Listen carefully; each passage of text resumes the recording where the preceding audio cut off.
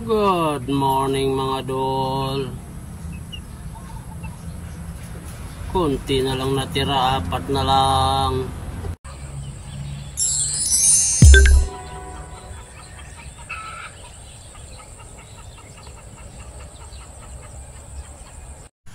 Ito nga pala yung aking Gilmore na bagong palahi. Gilmore. This is size na sisiw. Ngayon 4 na lang. Sakitin mga idol ng Gilmore. Pabago-bagong panahon, namamagamata.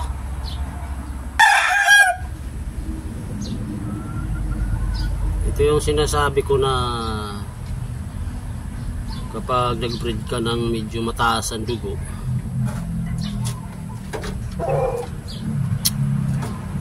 sakitin.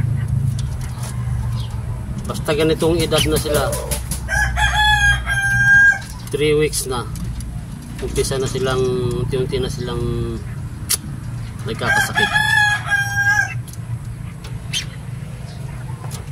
Yung isang ano na yan,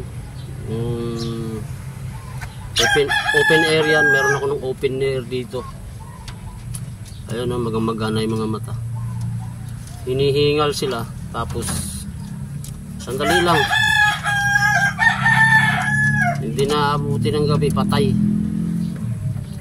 Hindi ko lang alam kung yung 4 na ito magsusurvive pa.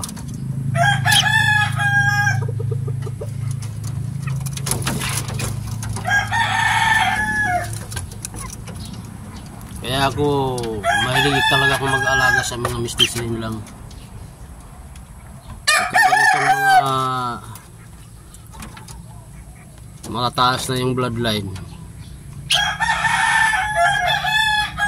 hirap bumuhay. Kahit pa-maintain ng gamot yan,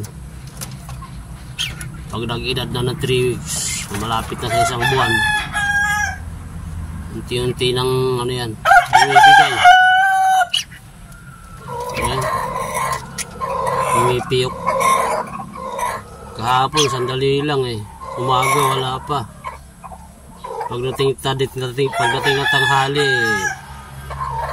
bumipiyok-piyok na, hinihingal na. Pagdating ng hapon, patay na.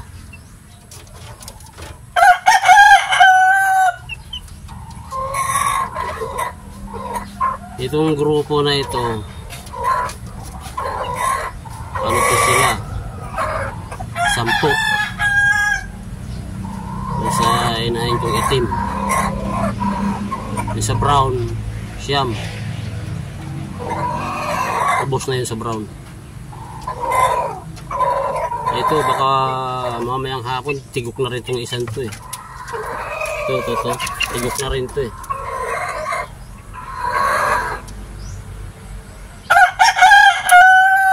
Yun ang mahirap idol, hindi basta-basta. Ginamot ko na yan.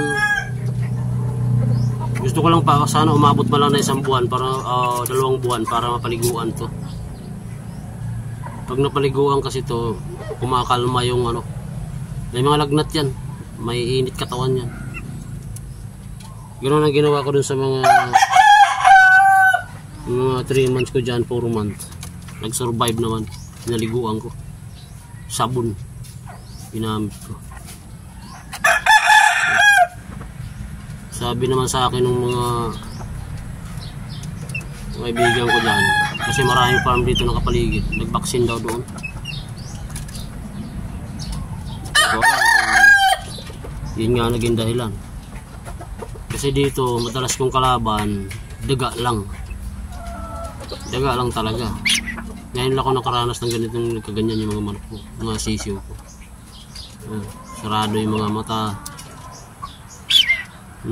bahing ng bahing.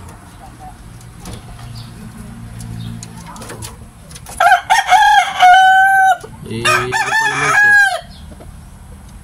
Parang puro lalaki itong klase na ito. Puro lalaki. Sayang kung mabuwasan pa to. Kanina tinapon ko na yung isa, gulapay na Ayan, ito na mo. Nag-uumpisa sa mata.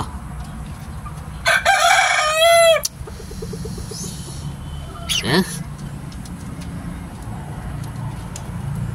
Mahirap mag-alaga ng ano. Taas ng hotline. Pero pag umabot ng 1-2 months to, ano na ito? Survive na ito. Ano ganitong edad, ang delikado yan. Parang ilang yata, mata nito eh. Kumakati yung mga mata. Pero mga idol, yun lang muna. Pero palagay ko mukhang 50-50 itong apat na ito.